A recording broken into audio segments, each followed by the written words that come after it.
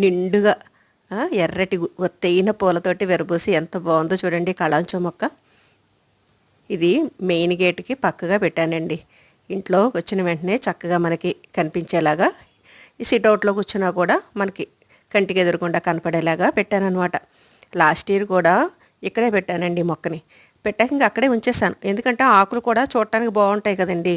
అందుకని పువ్వులు లేకపోయినా ఆకులతోటనే ఈ పాట అందంగా ఉంటుంది కదా అని ఉంచేసా.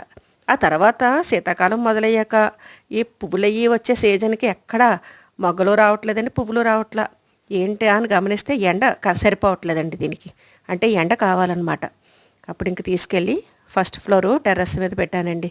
పెట్టాక మెల్లిగా ఫిబ్రవరి, మార్చ్ ఇప్పటికి చక్కగా పూర్తి కుండీ అంతా నిండిపోయేలాగా విరబూసిందండి. చాలా బాగుంది కదండి. అందుకని కంటికి ఎదురుగుండా ఉంటే బాగుంటుంది కదా అని కిందకి తీసుకొచ్చేసానండి.